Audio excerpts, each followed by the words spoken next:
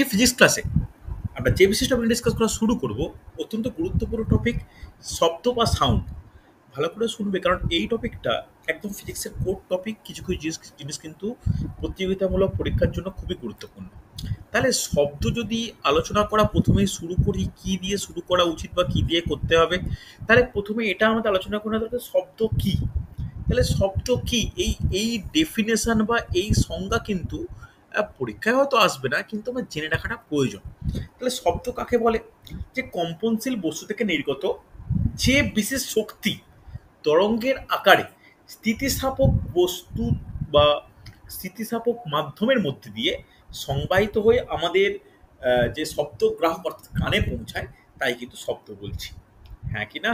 তাহলে এটা এই শব্দর দুটো বিষয় রয়েছে।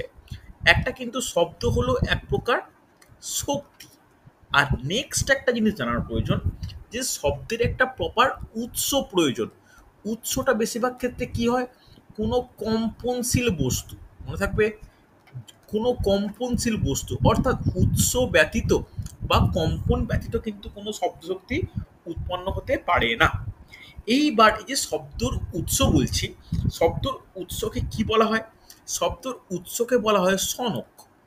মনে থাকবে, জাস্ট মনে রাখার ব্যাপার, কেন যখন আলোচনা বিভিন্ন ক্ষেত্রে করব তখন এই টপিকটা গুরুত্বপূর্ণ।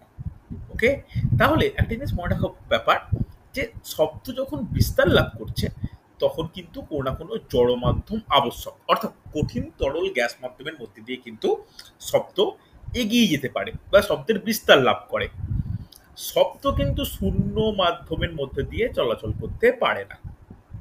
এবার আমাদের একটা বিশেষ ব্যাপার যে যেহেতু আমরা একটা ফিজিক্সের কোর টপিক পড়ছি, তাহলে এই শব্দ টপিকের সঙ্গে জড়িত বিশেষ কিছু রাশি সম্পর্কে আমাদের আলোচনা করে নেওয়া দরকার। বিশেষ কিছু রাশি বলতে কি কি? রাশি বলতে যার মধ্যে অন্যতম হচ্ছে পর্যায়কাল, বিস্তার, কম্পাঙ্ক, তরঙ্গ দৈর্ঘ্য, এই সম্পর্কে একটু আলোচনা করে নেওয়া দরকার। তাহলে ধরো আমি একটা কোনো সরি আমি একটা কোনো কম্পনকে রিপ্রেজেন্ট করছি। তাহলে কম্পনকে রিপ্রেজেন্ট করলে কিভাবে কম্পন ব্যাপারটা চলে? ঠিক এইভাবে এগোয়। হাতের লেখা বুঝতে অসুবিধা হলে আমাকে বলো। তাহলে এইখানে কম্পন যে শুরু কম্পন যে চলছে, এই কম্পনের দেখো এদিকে এই এই সবচেয়ে উঁচু এইটা, এক্ষেত্রে নিচের দিকে নেগেটিভ দিকে এই সব সব থেকে হাইট বা সব থেকে লো হাইট যেটাই বলতে পারো এইটা। তাহলে একটা পূর্ণ দোলন বা পূর্ণ কম্পন শুরু যদি এই বিন্দুতে হয়, শেষ হচ্ছে কোন বিন্দুতে? এই বিন্দুতে শেষ হচ্ছে। তাহলে একটা জিনিস বুঝে নেওয়া দরকার, এখানে প্রথম আমরা যে বিশেষ টপিক নিয়ে ডিসকাস করব সেটা হচ্ছে বিস্তার। কাকে বলে বিস্তার? শুভজিতের বলা উচিত, বলতে পারবে বিস্তার কাকে বলে? বিস্তার বলতে কি বুঝি, আর এই ক্ষেত্রে বিস্তার কোনটা? হুম, একটু বলো স্যার, দেখি। হুম, বিস্তার ওই সাইনোসডিয়াল যে কার্ভটা কেটেছেন ওর উপরে হাইয়েস্ট পয়েন্ট থেকে সে নিচের হাইয়েস্ট পয়েন্ট পর্যন্ত, তাহলে নিচের lowest point। তাহলে মানে স্যার ওই স্ট্রেট লাইন থেকে উপরের দিকে যতটা যাচ্ছে নিচের দিকে যতটা যাচ্ছে। বিস্তার তাহলে কতটা? বিস্তার হচ্ছে এইখান থেকে, দেখো তো আমি রিপ্রেজেন্ট করছি এইখান থেকে এতটা, নাকি এখান থেকে এতটা, কোন দৈর্ঘ্যটা বিস্তার? আমি দুটোকে, একটাকে দিচ্ছি এ, একটাকে এ ডট, তাহলে দুটো এটা বিস্তার না এ ডটের যোগফলটা বিস্তার? তা কোনটা শুধু বিস্তার? এটা হলো শুধু বিস্তার। এটা স্যার বিস্তার। শুধু শুধু এটা এ বিস্তার। বা শুধু এ ডট, হ্যাঁ। শুধু এ বা এ ডট এই দুটো হচ্ছে বিস্তার। তাহলে বিস্তার কাকে বলে যদি বলি তাহলে কি বলবো? একদম যদি একদম পাতি বাংলা যদি বলি, যে কোনো দোলনরত বস্তু যখন একটা সাম্য বিন্দু অর্থাৎ যে বিন্দুতে সুস্থিত, সাম্য বিন্দুর উভয় পাশে সর্বোচ্চ যে দূরত্ব অতিক্রম করতে পারে তাকে বিস্তার বলে। তাহলে নোট ডাউন করে রাখো, উভয় পাশে সর্বোচ্চ, উভয় পাশে সর্বোচ্চ, সর্বোচ্চ যে দূরত্ব অতিক্রম করতে পারে, যে দূরত্ব অতিক্রম করতে পারে। হ্যাঁ কি না? এটা কিন্তু খুব গুরুত্বপূর্ণ, যে দূরত্ব অতিক্রম করতে পারে। তাহলে এটাই হচ্ছে একটা দূরত্বের সঙ্গে সম্পর্কিত। যখনই দূরত্বের সঙ্গে সম্পর্কিত হবে তার একক পাওয়াটাও অনেকটা ইজি হয়ে যাবে। তাহলে একক কি? একক হচ্ছে সেন্টিমিটার বা মিটার। সেন্টিমিটার সিজিএস এককে, মিটার হচ্ছে এসআই একক, অসুবিধা নেই। তাহলে চিত্রে কোনটা? চিত্রে এই যে ব্ল্যাক কালারের যে আমি পজিশনটা ড্র করেছি, এটা কি? এটা হচ্ছে তার বিস্তার, ওপরের দিকে বলো বা নিচের দিকে বলো। নেক্সট আমরা যে বিশেষটা আমরা ডিসকাস করব সেটা হচ্ছে পর্যায়কাল। অঙ্কিতা একটু এক্সপ্লেন করো, পর্যায়কাল বলতে আমরা কি বুঝি নিজের ভাষায়। আমি কোনো বইয়ের ল্যাঙ্গুয়েজ জানি না, মানে হ্যাঁ একটি পূর্ণ ওয়েব সম্পন্ন হতে যে টাইমটা লাগছে সেটা পর্যায়কাল বলছি। একদমই তাই। তাহলে পূর্ণ ওয়েব বলতে কোনটাই, দেখো দুটো ডট, এটা হচ্ছে শুরু, এটা একটা পূর্ণ দোলন কমপ্লিট হতে। তাহলে এই পূর্ণ দোলন কমপ্লিট হতে যে সময়টা লাগছে, তাহলে এই সময়টায় কি বলি? এই সময়টাকে বলি পর্যায়কাল। তাহলে জাস্ট নোট ডাউন করে নাও যে পূর্ণ দোলন বা পূর্ণ কম্পন যাই বলতে পারি, পূর্ণ কম্পনও বলা যায় আর পূর্ণ দোলনও বলা যায়। তাহলে পূর্ণ দোলন বা পূর্ণ কম্পন সম্পন্ন করতে করতে করতে যে সময় নেয়, ওকে, যে সময় লাগে, তাকে কি বলা হয়? তাকে পর্যায়কাল বলা হয়। তাহলে এর একক কি হবে?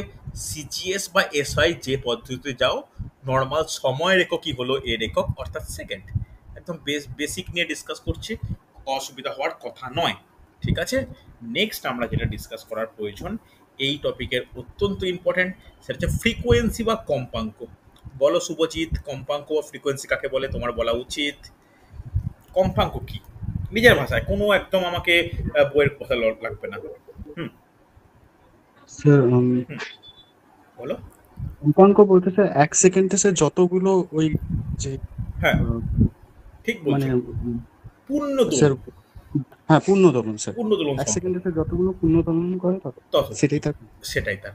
নোট ডাউন করে নাও যে কোনো বস্তু কণা এক সেকেন্ডে, এক সেকেন্ডে যতগুলি যতগুলি পূর্ণ দোলন সম্পন্ন করে বা পূর্ণ কম্পন সম্পন্ন করে, সেই সংখ্যাটাকে কি বলা হয়? সেই সংখ্যাটাকে আমরা বলতে পারি যে কম্পাঙ্ক। ওকে, তাহলে এর একক কি? এর বিশেষ একক রয়েছে, এর একক কিন্তু পরীক্ষার জন্য ইম্পর্টেন্ট। এর একককে বলা হয় সেকেন্ড ইনভার্স, যেটাকেই বলতে পারি যে হার্টজ। মনে থাকবে, এটা কিন্তু ইম্পর্টেন্ট, যেটাকেই বলতে পারি কিন্তু হার্টজ। এই হার্টজ এসআই এককেও বলতে পারি, সিএস এককেও বলা চলে। এরপর এই যে পর্যায়কাল, এই পর্যায়কালের সঙ্গে কম্পাঙ্কের কি সম্পর্ক? একটা সম্পর্ক নোট ডাউন করে নাও, যে কম্পাঙ্ক ইজ ইকুয়াল টু 1 বাই পর্যায়কাল। মনে থাকবে, 1 বাই পর্যায়কাল। এটাও কিন্তু এই টপিকের অত্যন্ত ইম্পর্টেন্ট একটা ব্যাপার হচ্ছে। রেসপন্স করো, বোঝাই না গেলে বলবে আমাকে। এছাড়াও এই বিস্তার, পর্যায়কাল, কম্পাঙ্ক, এই তিনটে বেসিক, এই তিনটে বাদ দিয়ে আমাদের যেটা জানা দরকার হয় সেটা কি? সেটা হচ্ছে তরঙ্গ দৈর্ঘ্য। তাহলে তরঙ্গ দৈর্ঘ্য কাকে বলে? এই চিত্রের সাহায্যে ব্যাখ্যা করলে তরঙ্গ দৈর্ঘ্য বলতে অ্যাকচুয়ালি কোন তরঙ্গ, মানে কোন অংশটাকে বোঝানো যাবে। দেখো, ভালো করে দেখো, আমরা কোনো লেখচিত্র বা কোনো জায়গায় যদি রিপ্রেজেন্ট করি, এই দিকটা আহ, একটা পজিটিভ, এদিকটা নেগেটিভ হিসেবে কনসিডার করি, তাহলে এই এই দিকের উচ্চতা বিস্তার এইটা, আবার পরবর্তী একই দিকে উচ্চতা বা বিস্তার এইটা, এদের মধ্যবর্তী যে ডিস্টেন্সটা, এটাকে কি বলা হয়? এটাকে কিন্তু তরঙ্গ দৈর্ঘ্য বলা হয়। কথাটা মনে থাকবে। তাহলে তরঙ্গ দৈর্ঘ্য মানে কি? তাহলে তরঙ্গ দৈর্ঘ্য যদি আমরা ব্যাখ্যা করি, তরঙ্গ দৈর্ঘ্যকে যদি আমরা একটু বিস্তারিতভাবে লিখি, তাহলে সংজ্ঞা আকারে যদি একটু বলতে চাই, তাহলে তরঙ্গ দৈর্ঘ্য বা ওয়েভ লেন্থ কিভাবে ব্যাখ্যা করতে পারি? অঙ্কিতা বলতে পারবে? জয়শ্রী, শুভদীপ, কেউ বলতে পারবে? বলো সাহস করে। স্যার একটি পূর্ণ তরঙ্গের যত কম পারো যত দূরত্ব অতিক্রম করে। বলতে পারি। আর শুভজিৎ কি বলছে? শুরুতে কথাটা আমার ক্লিয়ার এলো না, আরেকবার বলবে। হুম, স্যার একটি পূর্ণ তরঙ্গের দৈর্ঘ্যকে স্যার তরঙ্গ দৈর্ঘ্য বলে। হ্যাঁ, বলা যায়। আরেকটু ভালো করে বলতে বলতে গেলে বলতে পারি যে তরঙ্গের তো নির্দিষ্ট একটা গতিপথ আছে, যেটা আমি রিপ্রেজেন্ট করছিলাম, এটা তো এই আন্দোলনটা চলতে থাকে। তাহলে তরঙ্গের গতিপথে অবস্থিত কোনো বিশেষ মাধ্যমে কণা যে সময় পূর্ণ কম্পন বা পূর্ণ দোলন সম্পন্ন করে, সেই সময় তরঙ্গটি যে দূরত্ব অতিক্রম করে। কথাটা বোঝাতে পারলাম? তাহলে একটা জিনিস মনে রাখো, যে যে সময়ে পূর্ণকম্পন সম্পন্ন করছে ওই সময়টাকে আমরা কি বলি? ওই সময়টাকে আমরা কি বলি? যে সময় পূর্ণকম্পন সম্পন্ন কি বলা হয়? পর্যায়কাল। পর্যায়কাল। Time period. পর্যায়কাল, ভেরি গুড। তাহলে এই পর্যায়কালের মধ্যে, পর্যায়কাল থেকে টাইম সেকেন্ড, এই পর্যায়কালের মধ্যে তরঙ্গটি যে দূরত্ব অতিক্রম করে, নোট ডাউন করে নাও। পর্যায়কালের মধ্যে, পর্যায়কালের মধ্যে তরঙ্গ বা কোনো কম্পন যে দূরত্ব অতিক্রম করে, যে দূরত্ব অতিক্রম করে। ওকে, চলো তাহলে এটাও একটা দৈর্ঘ্য। বলতে পারবে এটা কোন একক দ্বারা পরিমাপ করা হয়? ল্যামডা। ল্যাম্বডা তো চিহ্ন, কোন একক দ্বারা পরিমাপ করা হয়? ন্যানোমিটার। দেখো ন্যানোমিটার, আমি কিন্তু আমার যে এককের ক্লাসটা নিয়েছিলাম সেখানে একদম প্রথম ক্লাস, সেই প্রথম ক্লাসে কিন্তু আমি এটার এই ডিটেলসগুলো কিন্তু আলোচনা করাই ছিল। আচ্ছা, আজকে তোমার সোমবার, বলে দিই আমি এই ক্লাস শেষ করব আর আমি তোমাদেরকে ফিজিক্সের প্লে লিস্টটা আর কেমিস্ট্রি প্লে লিস্টটা পাঠাবো, অনেকেই কাছেই আছে। তো তোমরা যারা আগে থেকে ক্লাস করছো অনেকে রেডি করা আছে। আজকে তোমার সোমবার, এই যে রোববার যেটা আসছে, এই রোববার কিন্তু আমি তোমাদের ডিটেলস জেনারেল সায়েন্সের ওপর পরীক্ষা নেব। জেনারেল সায়েন্স বলতে ফিজিক্স, কেমিস্ট্রি, বায়োলজি। ঠিক আছে? যারা পরে আমার ব্যাচে জয়েন করেছো তারা একটু রেকর্ডিং দেখবে, যারা আগে থেকে আছো তাদের রেকর্ডিং আশা করি বা লাইভ ক্লাসে থেকে রেডি করা আছে। এমসিকিউ বহু জায়গায় প্র্যাকটিস করিয়েছি, তো তোমাদের কিন্তু এইটা টাস্ক হিসাবে থাকলো। তোমরা বই মানে শুধু যে বলবো আমার রেকর্ডিং বা আমার স্টাডি মেটেরিয়াল থেকে কোশ্চেন হবে তা কিন্তু নয়, সব জায়গায় ছড়িয়েই আমি কোশ্চেন করব। তাই তোমাদের কাছে আমি একটা রিকোয়েস্ট রাখলাম যে এই 5 দিনের মধ্যে তোমরা কিন্তু এই টপিকটা খুব ভালো করে রেডি করো। কোনো জায়গায় কোনো অসুবিধা বা সমস্যা হলে আমাকে জিজ্ঞাসা করবে, কিন্তু রেডি করাটা খুব প্রয়োজন। ঠিক আছে? চল দেখো, তাহলে এর একক কি? ন্যানোমিটার একক কিন্তু প্রকাশ করা হয়, অসুবিধা নেই। আর এমনি যেটা ল্যামডা, সেটা কি এই তরঙ্গ দৈর্ঘ্যটাকে ল্যামডা আকারে প্রকাশ করা হয়। ওকে, অসুবিধা নেই। চলো, এর পরে একটা জিনিস আমাদের আলোচনা করার দরকার, সেটা তো আলোচনা করছি না, সেটা হচ্ছে কি, সেটা হচ্ছে তরঙ্গ বেগ। সেটা তরঙ্গ বেগ। তরঙ্গ বেগকে কি দ্বারা প্রকাশ করি? ভি দ্বারা প্রকাশ করি। এই তরঙ্গ বেগ কাকে বলে? তরঙ্গ বেগ কঠিন ব্যাপার না, 1 সেকেন্ডে কোনো তরঙ্গ যতটা দূরত্ব অতিক্রম করে তাকে তরঙ্গ বেগ বলে। এত বেগের যেমন ব্যাপার, যে বেগ কাকে বলে, যে একক সময় কোনো বস্তু কণা যতটা দূরত্ব অতিক্রম করে তাকে বেগ বলি, ওই কণার বেগ বলি। আর তরঙ্গ বেগ কাকে বলে? তরঙ্গ যতটা দূরত্ব অতিক্রম করছে 1 সেকেন্ড সময়। এবার এই তরঙ্গ বেগের সঙ্গে কম্পাঙ্কের একটা রাশিমালা আছে, তাহলে এটা লিখে নাও, এটা কিন্তু পরীক্ষার জন্য গুরুত্বপূর্ণ। নোট ডাউন করো, তরঙ্গ বেগ ভি ইজ ইকুয়াল টু কম্পাঙ্ক। কম্পাঙ্ককে কি দ্বারা প্রকাশ করি আমরা? কম্পাঙ্ককে আমরা কি দ্বারা প্রকাশ করি? নিউ দ্বারা। নিউ দ্বারা। তাহলে কম্পাঙ্ক ইন্টু তরঙ্গ দৈর্ঘ্য। ওকে, মনে থাকবে ল্যাম্বডা। তাহলে এইটা কিন্তু আমাদের রাশিমালাটা পরীক্ষায় আসে, ডাব্লিউবিসিএস প্রিভিয়াস এর কোশ্চেন, যে নিচের কোন সম্পর্কটি সঠিক দিয়ে এই তিনটের ওপর ভিত্তি করে বিভিন্ন রকম সম্পর্ক দিয়ে অপশান দেওয়া থাকে, কোশ্চেনটা কিন্তু আসতে লক্ষ্য করা যায়। হচ্ছে এইবার একটা জিনিস আমাদের শক্তির ক্ষেত্রে পড়ে রাখা প্রয়োজন, এই কম্পাঙ্ক যখন একটু আলোচনা করছি, কেউ কি জানো প্ল্যাঙ্কের সূত্র? কেউ কি জানো প্ল্যাঙ্কের সূত্র? শুভজিৎ বলতে পারবে? এটা কিন্তু কোয়ান্টামের মধ্যে একটু আছে, আমি এই প্ল্যাঙ্কের ব্যাপারটা পরমাণু গঠনে মেবি মিস করে গেছি, তাই এখানে একটু বলে রাখছি, কারণ এটা কম্পাঙ্কের সঙ্গে সম্পর্কিত। প্ল্যাঙ্কের সূত্রে কি বলেছে, বা প্ল্যাঙ্ক কনস্ট্যান্টটা কোথা থেকে এসছে বলা যাবে? কারো কোনো আইডিয়া আছে? শুভজিৎ থাকলে বলতে পারো। আইডিয়া আছে যে কিভাবে আমরা এটাকে রিপ্রেজেন্ট মানে কিভাবে বলতে পারি? দেখো, দেখো ভালো করে শুনবে। কোনো বস্তু কণা আন্দোলিত হোক, কম্পিত হোক, তার মধ্যে মানে শক্তি থাকলে তবেই সেটা কম্পিত হবে এবং তরঙ্গ আকারে প্রবাহিত হবে। একই না, যে কোনো বস্তু কণা। তুমি একটা চাদরে আঘাত করলেও তাই, তুমি একটা ঢাকের ওপর আঘাত করলেও তাই, তুমি একটা বাঁশিতে ফু দিলেও তাই, একই না? বা আমরা যদি একটা মাটির উপর দিয়ে হেঁটে যাই তো সেক্ষেত্রেও তাই। তাহলে তার মধ্যে যে শক্তিটা, এই শক্তি অলওয়েজ কার সঙ্গে সমানুপাতি হয়? কার সঙ্গে সমানুপাতি হয়? সব সময় কম্পাঙ্কের সঙ্গে সমানুপাতি লিখে রাখো। কম্পাঙ্কের সঙ্গে সমান কোনো বস্তু কণার মধ্যে তার শক্তি এবং কম্পাঙ্ক পরস্পর সমানুপাতি হয়। ঠিক আছে, সমানুপাতিক চিহ্ন আশা করি প্রত্যেকেই জানো। তাহলে আমরা কোনো সমানুপাতিক চিহ্নকে তুলে দিয়ে সমান চিহ্ন করতে হলে কি করতে হয়? ধ্রুবক গুণ করতে হয়। এখানে আমরা কি ধ্রুবক গুণ করব? যেহেতু সায়েন্টিস্ট প্ল্যাঙ্ক এই ধ্রুবক নিয়ে আবিষ্কার, মানে ধ্রুবক আবিষ্কার করেছে, বাট ওই সূত্র অনুযায়ী ধ্রুবক, তাহলে এটা আমরা এই সূত্রকে মানে আমরা কি ধ্রুবক বলবো? প্ল্যাঙ্কের ধ্রুবক বলবো, যাকে ইংলিশ এইচ দ্বারা প্রকাশ করা হয়। তাহলে একটা সূত্র আমরা পাই, E equal to H nu. মনে থাকবে, যেখানে এইচ এর মান কত? যেখানে এইচ এর মান, নোট ডাউন করো, 6.626 ইন্টু 10⁻−34 জুল সেকেন্ড। মনে থাকবে?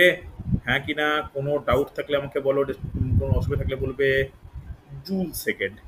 এইটা কিন্তু ডিরেক্ট কোশ্চেন দেয় যে প্ল্যাঙ্কের ধ্রুবকের একক কি, প্ল্যাঙ্কের ধ্রুবকের মান কি। ওকে, তাহলে প্ল্যাঙ্ক ধ্রুবক যেটাকে এইচ দ্বারা প্রকাশ করি, এর মানও কিন্তু পরীক্ষার জন্য খুব গুরুত্বপূর্ণ।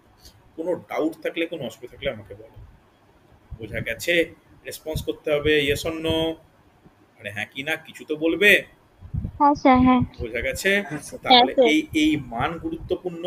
এই মানটা কিভাবে কম্পাঙ্কের সঙ্গে সম্পর্কিত সেটা গুরুত্বপূর্ণ। তাহলে এইখানে একটা জিনিস দেখো, যদিও এটা অতটা মানে গুরুত্বপূর্ণ, রেলের যে এনটিপিসি সিবিটি 2 পরীক্ষা হয়েছিল সেখানে এসেছিল। তাহলে ভি ইজিক্যাল টু নিউ গুণিত ল্যামডা, হ্যাঁ কি না? যে তরঙ্গ বেগ ইকুয়াল টু কম্পাঙ্ক ইন্টু তরঙ্গ দৈর্ঘ্য।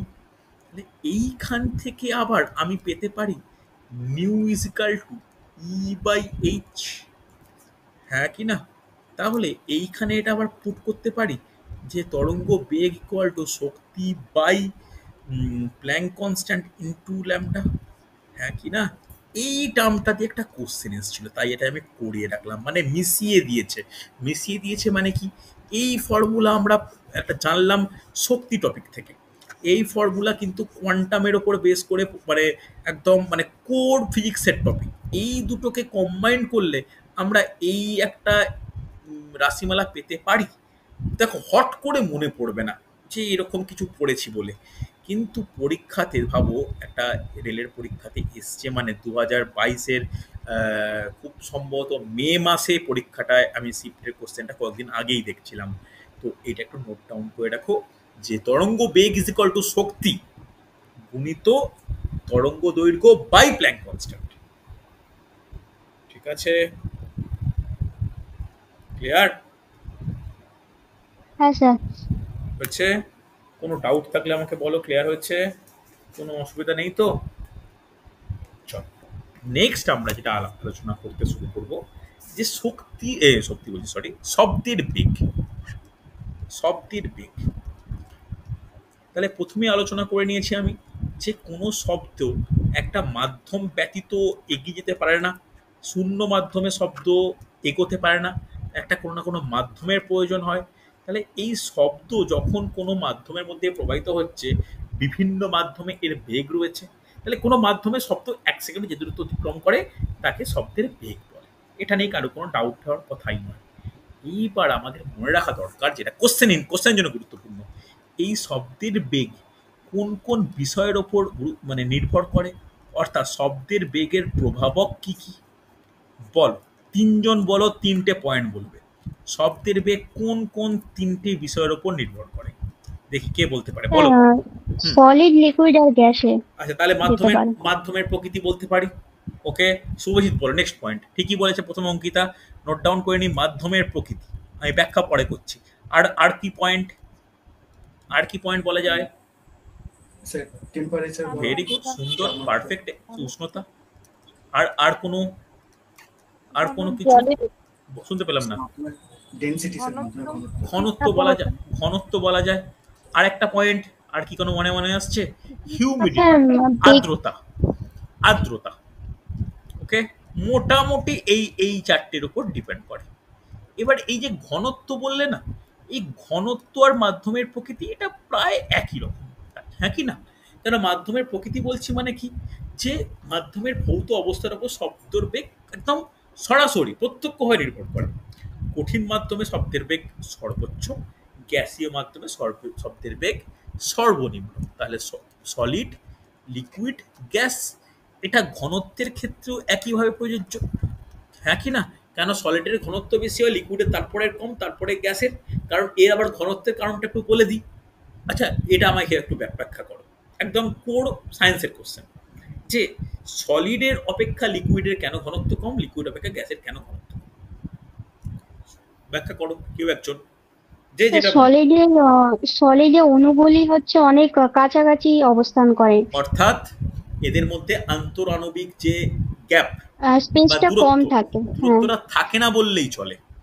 লিকুইডে সেই স্পেসটা আরেকটু বেশি, গ্যাসের ক্ষেত্রে প্রচুর বেশি হওয়ার কারণে গ্যাস অণুগুলো নিজেদের মধ্যে সঞ্চারণশীল, তাই এদের ঘনত্ব অনেক কম।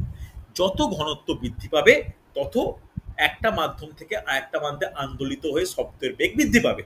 এই কারণে সলিডের শব্দের বেগ সব থেকে বেশি, তারপর লিকুইড, তারপর গ্যাস। তাহলে মাধ্যমের প্রকৃতি আর ঘনত্বটা একইভাবে ব্যাখ্যা করতে পারি। এবার চলে এসো উষ্ণতা। উষ্ণতার সঙ্গে কিভাবে সমানুপাতিক বলতে পারবে? বলা যাবে কিভাবে সমানুপাতিক বা কিভাবে উষ্ণ ব্যস্তানুপাতিক? বাড়ে না কমে, কি হয়? হুম, স্যার উষ্ণতা বাড়লে বেগ বাড়বে। বেগ বাড়বে। শুভজিৎ এগ্রি করছো? Yes or no? কি মনে হয়? হ্যাঁ, হ্যাঁ স্যার, উষ্ণতা বাড়লে তো শব্দের বেগ বাড়ে। এবার যদি প্রশ্ন করে কিভাবে বাড়ে, সম্পর্কটা কি? হুম, স্যার হুম। মাধ্যমে স্যার কণাগুলো স্যার মানে এনার্জাইজ হয়ে যায়, না, যেটা আমি আমি ব্যাখ্যা ব্যাখ্যা একদম কারেক্ট, এটা এটা আমি ভুল বলছি না। আমি এটা বলছি যে কোনো জড় মাধ্যমে শব্দের বেগ উষ্ণতার সঙ্গে কিভাবে সমানুপাতিক। স্যার বর্গমূলের সমানুপাতিক। বর্গের সমানুপাতিক। নোট ডাউন করে নাও। জড় মাধ্যমে একটু ছোট্ট করে নোট ডাউন করে নাও জায়গা থাকলে এখানে। জড় মাধ্যমে শব্দের বেগ একটু ভালো করে নোট ডাউন করবে। জড় মাধ্যমে শব্দের বেগ পরম স্কেলে, এই কথাটা কিন্তু উল্লেখ করা প্রয়োজন, পরম স্কেল অর্থাৎ কেলভিন স্কেলে মাধ্যমের উষ্ণতার বর্গের সমানুপাতিক। উষ্ণতার বর্গের সমানুপাতিক, মনে থাকবে। তবে গ্যাসের ক্ষেত্রে না একটা ছোট্ট ইনফরমেশন আমাদের অ্যাড করা প্রয়োজন, শুধুমাত্র গ্যাসের ক্ষেত্রে। এই কোশ্চেনের WBCS মেন্স পরীক্ষায় এসেছিল খুব সম্ভবত 2019-এ। কি কোশ্চেন এসেছিল, যে প্রতি ডিগ্রি সেন্টিগ্রেড উষ্ণতা বৃদ্ধি করলে গ্যাস মাধ্যমে শব্দের বেগ কিরকম বাড়ে? বলা যাবে কেউ? লিখে নয় স্যার পয়েন্ট। 0.61। ভেরি গুড, এই তো দারুণ ইনফরমেশন রয়েছে অঙ্কিতা, ভেরি গুড, সুন্দর সুন্দর সুন্দর। নোট ডাউন করো যে প্রতি ডিগ্রি সেন্টিগ্রেড উষ্ণতা বৃদ্ধিতে, লিখে নাও, এইগুলোই কিন্তু কম্পিটিটিভের মেন জায়গা। বৃদ্ধিতে গ্যাসীয় মাধ্যমে শব্দের বেগ, গ্যাসীয় মাধ্যমে শব্দের বেগ, শব্দের বেগ একদম হাইলাইট করে লিখে নাও, 0.61 মিটার পার সেকেন্ড বৃদ্ধি পায়। ওকে, উষ্ণতা বৃদ্ধি পেলে পাবে তো বুঝলাম, কিন্তু গ্যাসের ক্ষেত্রে কতটা বৃদ্ধি পায় এটা কিন্তু WBCS মেন্সের কোশ্চেন, এই ইনফরমেশনটা। ওকে, চলে আসি বায়ুর আর্দ্রতা। বল, আর্দ্রতার সঙ্গে কি হবে? আর্দ্রতা বাড়লে কি হবে, আর্দ্রতা কমলে কি হবে? কি সম্পর্ক? বায়ু মাধ্যমে যদি স্যার আর্দ্রতা বেড়ে যায় শব্দের বেগ বাড়বে, বাড়বে। বেড়ে যাবে। সুন্দর, তাহলে নোট ডাউন করে নাও। সমানুপাতিক সম্পর্ক, সমানুপাতিক সম্পর্ক। এইবার এর ওপর ভিত্তি করে শীতকাল বর্ষাকালের ওপর কোশ্চেন দিতেই পারে। শীতকালে কি হয়, শীতকালে শীতকাল মানে বর্ষার দিনে বায়ুতে যে শব্দের বেগ শীতের দিনের বেশি বেগ অপেক্ষা বেশি হবে, হ্যাঁ কি না? আর্দ্রতা বেশি, বেগ বেশি। তাহলে এই টাইপের কিন্তু এখন বিবৃতিমূলক প্রশ্ন কিন্তু আসতে লক্ষ্য করা যায়, হ্যাঁ কি না? লিখে দেবেন শব্দের বেগ সম্পর্কিত নিচের কোন বিবৃতিটি সঠিক। বর্ষাকালে বেগ সর্বাধিক হয়, বর্ষাকালে বেগ সবথেকে কম হয়, শীতকালে সর্বাধিক হয়, শব্দের বেগ আর্দ্রতার উপর নির্ভর করে না। এই ৪ টে অপশন দিলে তোমায় কিন্তু ভেবে নিতে হবে, বুঝে নিতে হবে যে এইটা আমার সমানুপাতিক সম্পর্ক, কোন ক্ষেত্রে আর্দ্রতা বেশি, কোন ক্ষেত্রে বেগ বেশি হতে পারে। কথাটা বোঝা গেল? হ্যাঁ কি না? চলো, এরপর আমাদের যেটা জানার প্রয়োজন, খুব ইম্পর্টেন্ট, কিছু স্ট্যাটিক টাইপের কোশ্চেন আমাদের মনে রাখা প্রয়োজন। স্ট্যাটিক কোশ্চেন মানে কি? যে কোশ্চেনগুলো না ইনফরমেটিভ, ইনফরমেশন, এটা ইনফরমেশন বলে হেডিং করে নাও, কেন এই ইনফরমেশনগুলো না যে কোনো পরীক্ষায় ইচ্ছা করে দেয় স্টুডেন্টদের ভয় দেখানোর জন্য আর নেগেটিভ খাওয়ানোর জন্য। যখনই অ্যাটেম্প কোনো পরীক্ষায় কম হয় আমাদের মনে হয় আন্দাজে মারার চেষ্টা করি, এক্ষেত্রে সমস্যাটা হয়। কারণ আমাদের এখানে একটা কলাম করে আমরা লিখে নেব, একটা জাস্ট এরকম নোট ডাউন করো, এক লেখো মাধ্যম, এদিকে লেখো শব্দের বেগ। ওকে, তাহলে বেশ কিছু মাধ্যমে আমরা শব্দের বেগের একটা প্রপার ভ্যালু পরপর নোট ডাউন করব। এটা কিন্তু আমি কোনো ব্যাচে কখনো করাইনি, কিন্তু বিভিন্ন পরীক্ষায় না এই ট্রেন্ড আসতে একটা দেখতে পাচ্ছি, ডাইরেক্ট কোশ্চেন দেয়, তাই একটু আমরা নোট ডাউন করে নিচ্ছি। আচ্ছা, শব্দের বেগ আছে তো, ব্যাকেটে লিখে নাও টেম্পারেচার। আমি টি লিখলাম টেম্পারেচার, কারণ প্রতিটা টেম্পারেচারের সঙ্গে শব্দের বেগ ফ্যাক্টর করে, তাই এটা লিখে নেওয়াটা আবশ্যক। প্রথমেই নোট ডাউন করব শুষ্ক বায়ু। শুষ্ক বায়ু, শুষ্ক বায়ু শুধু নয়, ব্যাকেটে লেখো 0 ডিগ্রি সেন্টিগ্রেড। 0 ডিগ্রি সেন্টিগ্রেড উষ্ণতায় শুষ্ক বা শুকনো বায়ুতে বেগ কত জানা উচিত প্রত্যেকের? 332 মিটার পার সেকেন্ড। হ্যাঁ কিনা? এরপরে ভালো করে দেখো, যদি এই টেম্পারেচারটাই মানে সামান্য পরিবর্তন করা হয়, শুষ্ক বায়ু কিন্তু টেম্পারেচারটা হয়ে গেল 20 ডিগ্রি সেন্টিগ্রেড, তখন সেক্ষেত্রে শব্দের বেগ কত হবে? হয়ে যাবে 344 মিটার পার সেকেন্ড। এই দুটো সব থেকে বেশি পরীক্ষায় কোশ্চেন দেয়। ঠিক আছে, দেখো তো স্ট্যাটিক জিকে টাইপ, এটা পরিবর্তন হওয়ার স্কোপ নেই কিন্তু কখনো। নেক্সট কোশ্চেন দেয় হাইড্রোজেন গ্যাস। হাইড্রোজেন গ্যাসের 0 ডিগ্রি সেন্টিগ্রেড উষ্ণতায়, 0 ডিগ্রি সেন্টিগ্রেড উষ্ণতায় হাইড্রোজেন গ্যাসের মধ্যে শব্দের বেগ কত? রেলের প্রিভিয়াস কোশ্চেন, রেলের প্রিভিয়াস কোশ্চেন এখানে আলোচনা করে নিচ্ছি। অ্যান্সার কত? 1284 মিটার পার সেকেন্ড। দেখো, আমি বিভিন্ন কোশ্চেন মানে পরীক্ষার কোশ্চেন একটু ঘাটাঘাটি করি বলে এইগুলো আমি তোমাদেরকে লিখিয়ে দিতে পারছি। কোনো বইতে, কোনো কম্পিটিটিভের বইতে বা স্কুলে বইতে এই ডিটেলসগুলো পাওয়া মানে একটু পাওয়াটা ডিফিকাল্ট হয়ে যায়। পাতিত জল, ডিস্টিল ওয়াটার 20 ডিগ্রি সেন্টিগ্রেড উষ্ণতায়, এখানে বেগ কত? এখানে বেগ কিন্তু প্রায় 1498 মিটার পার সেকেন্ড। ওকে, নেক্সট কোশ্চেন এটা এসছে পিএসসি মিসলেনিয়াস, এটা প্র্যাকটিস সেট, সরি কোনো বই এতে নেই, প্র্যাকটিস সেটে এসছে সমুদ্রের জল। ওকে, সমুদ্রের জল যেখানে যার উষ্ণতাকে আমি 0 ডিগ্রি সেন্টিগ্রেড যদি করা হয়, বা একদম হচ্ছে শীতল মানে হিমশৈল মিশ্রিত জল, তার মধ্যে সমুদ্রে মানে শব্দের বেগ কত? 1531 মিটার পার সেকেন্ড। ওকে, এরপর হেডি এখানে ব্যাকেরা লিখে নিচ্ছি বিশেষ কিছু ধাতু। বিশেষ কিছু ধাতু, ধাতুর ক্ষেত্রে যদি আমরা আলোচনা করি, তাহলে মাধ্যম আর বেগ কত। দেখো, এখানে আর টেম্পারেচার আমি আলোচনা করব না, কারণ ধরে নেবো প্রত্যেকটা রুম টেম্পারেচার অর্থাৎ 20 থেকে 25 ডিগ্রি সেন্টিগ্রেড টেম্পারেচার। সেই টেম্পারেচার যদি মেনটেন করা হয়ে থাকে, তাহলে তামা অর্থাৎ কপার, কপারের মধ্যে বেগ কত হয় প্রতিটা মিটার পার সেকেন্ড একক? কিন্তু 3750 মিটার পার সেকেন্ড। একটু মনে রাখা দরকার। অ্যালুমিনিয়াম, অ্যালুমিনিয়াম যদি 20 ডিগ্রি সেন্টিগ্রেডে মেনটেন করা হয়, তাহলে কত হবে? 5100 মিটার পার সেকেন্ড। ওকে, আয়রন এফি, এফির ক্ষেত্রে কত হবে? 5130 মিটার পার সেকেন্ড। আর সব থেকে ভালো, এটা ধাতু হিসাবে লিখছি না, অধাতু অবশ্যই, কাঁচ, কাঁচ মাধ্যমে বেগ কত হয়? 5170 মিটার পার সেকেন্ড। এই ইনফরমেশনগুলো দিয়ে রাখলাম, একটু পড়ে রেখো, যদি কখনো কোশ্চেন আসে তোমাদের পক্ষে কিন্তু সলভ করা বা করা সুবিধা হবে। হচ্ছে, প্রত্যেকে রেসপন্স করেছো? Yes or no? হ্যাঁ কি না? হয়েছে না হয়নি? দেখো, এইগুলো কিন্তু একটু মুখস্থ করতে সমস্যা হতে পারে, এগুলো কিন্তু করে রাখো।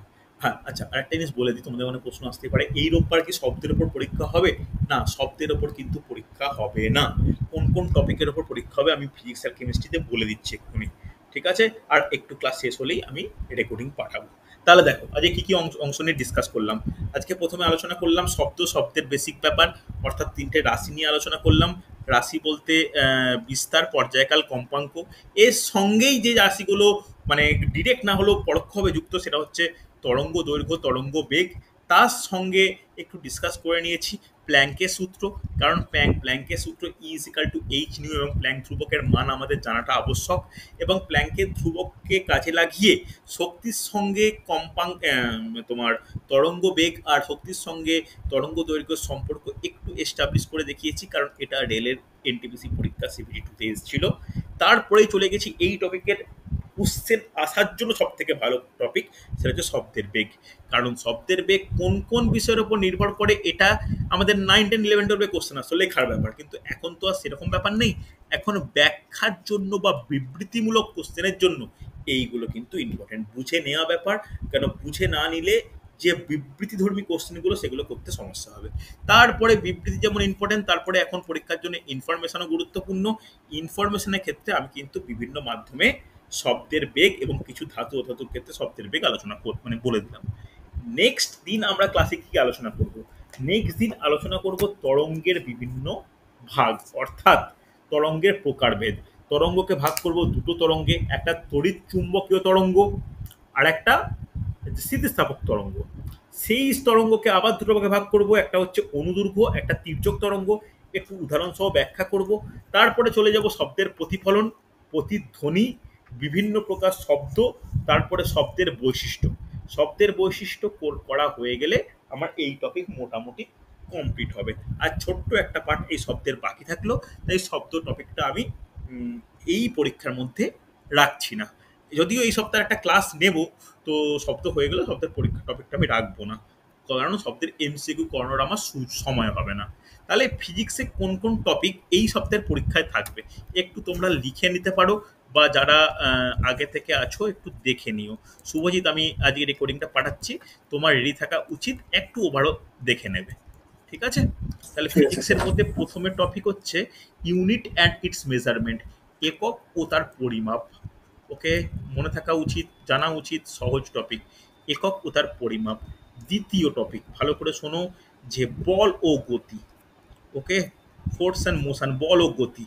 তার সঙ্গেই কিন্তু এই চ্যাপ্টারের সঙ্গে কিন্তু কো রিলেটেড চ্যাপ্টার আমি করেছিলাম নিউটনের গতিসূত্র। ওকে, এই চ্যাপ্টারের উপর কিন্তু নিউমেরিক্যাল কোশ্চেন ইম্পর্টেন্ট, আমি আর এমসিইউ ক্লাসে বারবার ডিসকাস করানো হয়ে গেছে। তারপরে হচ্ছে পদার্থের গঠন ও ধর্ম। ওকে, পদার্থের গঠন ও ধর্ম। পদার্থের গঠন ও ধর্মের পরে যে চ্যাপ্টার আমি করিয়েছিলাম কার্যক্ষমতা শক্তি। ওকে, কার্যক্ষমতা ও শক্তি। এই কার্যক্ষমতা ও শক্তি ক্লাস নেওয়ার পরে আমি করিয়েছিলাম সব থেকে বড় টপিক চলতড়িৎ। ওকে, আর লাস্টে এখন যেটা কন্টিনিউ করছি শব্দ। শব্দটা বাদ রাখো, শব্দ বাদ দিয়ে এই 5টা চ্যাপ্টার কিন্তু ফিজিক্সের মধ্যে অন্যতম বড় স্যার চ্যাপ্টার। ও তাপটাও হ্যাঁ হ্যাঁ, ঠিক ঠিক মনে করিয়েছো, মনে বলছিলাম। করিয়েছো, ঠিক ঠিক। তাপ, তাপ আমি করিয়ে ফেলেছি। তাপ, এই এই হচ্ছে 6টা চ্যাপ্টার, শব্দ হলে 7টা। এর পরে যেটা বাকি থাকছে সেটা হচ্ছে আলো। আলোর পরে কি বাকি থাকছে হচ্ছে বিভিন্ন মডার্ন ফিজিক্স। এই মডার্ন ফিজিক্সও কিন্তু ইম্পর্টেন্ট, মডার্ন ফিজিক্স যথেষ্ট গুরুত্বপূর্ণ। মানে এখনকার দিনে কিন্তু মডার্ন ফিজিক্সের কোশ্চেন আসতে লক্ষ্য করা যায়। আলো বড় চ্যাপ্টার, মডার্ন ফিজিক্স বড় চ্যাপ্টার, তারপরে শুধুমাত্র আমরা বিভিন্ন টপিক থেকে এমসিকিউ ডিসকাস করব। এই যে একটা, দুটো, তিনটে, চারটে, পাঁচটা, ছটা, এই ছটা টপিকের ওপর কিন্তু আগামী রোববার পরীক্ষা হবে। প্রত্যেকে রেডি করো। আমি ইংলিশ ভার্সানে একটা নোট দিয়েছি, আমার খেয়াল পড়ছে না দিয়েছি কিনা, কদিন আগে শেয়ার করলাম মনে হচ্ছে, না হলে আবার আমি পাঠিয়ে দেবো। আর বাংলা ভার্সের নোটটা আমি রেডি করছি, এইটা আমি তোমাদের দিয়ে দেবো। তবে শুধুমাত্র নোটটা সাফিসিয়েন্ট নয়, তোমরা কিন্তু 9-10-এর বইটা কাছে রেখো। 9-10-এর বইটা কিন্তু খুব উপযোগী এই সমস্ত পরীক্ষায় ক্র্যাক করার জন্য। ওকে, চলো আজকে তাহলে স্যার এত। একটা কোশ্চেন আছে। হ্যাঁ, বল বল। স্যার বলছি টেম্পারেচার অনুযায়ী শব্দের হুম, তো গ্রীষ্মকালে বেশি হওয়ার কথা, কিন্তু শীতকালে তো বেশি আওয়াজটা বেশি শোনা যায়, মানে বেগটা বেশি আছে। কোনটা বলো, বুঝতে পারলাম না। মানে শব্দের বেগ টেম্পারেচার অনুযায়ী গ্রীষ্মকাল। দেখো টেম্পারেচার অনুযায়ী আমাকে, আমরা যে আমাদের ক্ষেত্রে শব্দ, আমাদের ক্ষেত্রে মাধ্যমটা কি, আমাদের ক্ষেত্রে মাধ্যমটা তো বায়ু। হ্যাঁ কি না? কিন্তু আমাদের যে উষ্ণতার ক্ষেত্রে যেটা ফ্যাক্টর করে হ্যাঁ সেটা কি? জড় মাধ্যম, অর্থাৎ যে মাধ্যমটার সব থেকে বেশি এক্সাম্পলের দিক থেকে ভালো যায় সেটা হচ্ছে কঠিন মাধ্যম। কিন্তু আমরা কি যে কথা বলি বা একটা এরোপ্লেন আওয়াজ, একটা বোম ফাটার আওয়াজ, গানের আওয়াজ, এই আওয়াজগুলো কি কোনো সলিড মাধ্যম দিয়ে পাস করছে? তা তো নয়। এটা তো গ্যাসীয় মাধ্যমের ক্ষেত্রে। সেখানে উষ্ণতা বৃদ্ধিটা তো খুব একটা ফ্যাক্টর করে না। এখানে যেটা ফ্যাক্টর করে সেটা হচ্ছে কঠিন মাধ্যমের ক্ষেত্রেও ফ্যাক্টর করতো। তাই আমি যে অ্যালুমিনিয়াম, লোহা, তামা যাই লিখি না কেন এগুলো প্রত্যেকটা temperature dependent, room temperature consider করেই নিয়েছি। কথাটা বুঝতে পারলে? আর কাল ভিত্তিক বা সিজন হ্যাঁ ভিত্তিক যদি কোনো আমরা পার্থক্য করতে হয় তখন কিন্তু আমাদের দেখা উচিত আপেক্ষিক আর্দ্রতা। ঠিক আছে? কারণ আপেক্ষিক আর্দ্রতার উপরই বর্ষাকাল, শীতকাল, গ্রীষ্মকাল এই সময় ডিপেন্ড করে। দেখো গ্রীষ্মকালটা সেরকম মানে গ্রীষ্মকাল ব্যাপারটা না সেরকম ফ্যাক্টর করে না, করা উচিত হচ্ছে শীতকাল আর বর্ষাকাল। কারণ এই দুটোর মধ্যে হিউমিডিটির একটা পার্থক্য লক্ষ্য করা যায়। বুঝতে পারলে? হিউমিডিটির পার্থক্যটা একটু বেশি লক্ষ্য করা যায় এই দুটো সময়ে। তো তার উপরই আমাদের শব্দের বেগ দুটো একটা পার্থক্য। বোঝা গেছে? ঠিক স্যার আছে? শুধু হ্যাঁ স্যার। ফিজিক্স হবে না, কেমিস্ট্রি বায়োলজি হ্যাঁ, হবে? হ্যাঁ, হবে তো। অবশ্যই কেমিস্ট্রি বায়োলজি হবে। কেমিস্ট্রি কি বলে দেবো? আচ্ছা কেমিস্ট্রিও বলে দিচ্ছি। বায়োলজি হ্যাঁ প্লে একটু লিস্ট বলে শেয়ার দিন না। করে দিয়ে কেমিস্ট্রি বলে দিচ্ছি। অবশ্যই কেমিস্ট্রি হবে তো। কেমিস্ট্রি কি চ্যাপ্টার করেছি? প্রথম চ্যাপ্টার সহজ চ্যাপ্টার, স্ট্রাকচার অফ অ্যাটম, পরমাণুর গঠন। শুভজিৎ একটু দেখে নিও, বুঝলে? সেকেন্ড চ্যাপ্টার হচ্ছে হ্যাঁ পর্যায় স্যার। সারণী। যদি এগুলো রেডি করা থাকে পড়ে নিও, যদি না হয় আমার রেকর্ডিং দেখে একটু ক্লাস রেডি করো। পরমাণু গঠন, পর্যায় সারণী, আর তারপরে কি করেছিলাম অ্যাসিড ক্ষার, অ্যাসিড ক্ষার, শিক্ষার খরচ। অ্যাসিড ক্ষারক লবণ, তারপরে করিয়েছিলাম দ্রবণ নাকি? জল করিয়েছিলাম, দ্রবণ করিয়েছিলাম। আচ্ছা জলে একটা স্টার দিয়ে রাখছি কারণ জলের দ্বিতীয় অংশের ক্লাসে তোমাদের রেকর্ডিং দিতে পারিনি আমি। ওইটা আমার টেকনিক্যাল কারণ রেকর্ডিং অন করতে ভুলে গেছিলাম, রেকর্ডিং দিতে পারিনি। আমি পারলে ক্লাসটা যদি বলো ডবল নিয়ে নিতে পারি বা আলাদা করে রেকর্ডিং করে দিতে পারি, যেটা তোমরা বলবে। ওই ক্লাসটা রেকর্ডিং দেওয়া নেই। ঠিক আছে? আচ্ছা আর কোনো চ্যাপ্টার এটা বাদ দিয়ে পড়ারই না? আচ্ছা ঠিক আছে। তাহলে পরমাণু গঠন, পর্যায় সারণী, অ্যাসিড ক্ষারক লবণ, জল আর দ্রবণ। ওকে? এই 5টা চ্যাপ্টার। আচ্ছা বায়োলজিটা? বায়োলজিটা চলো, বায়োলজি এখানে হেডিং করে নাও, বায়োলজি।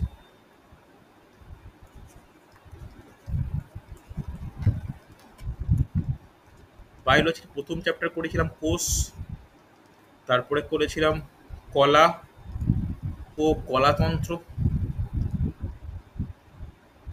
কলা ও কলাতন্ত্র, তারপরে করিয়েছিলাম প্রাণীকলা,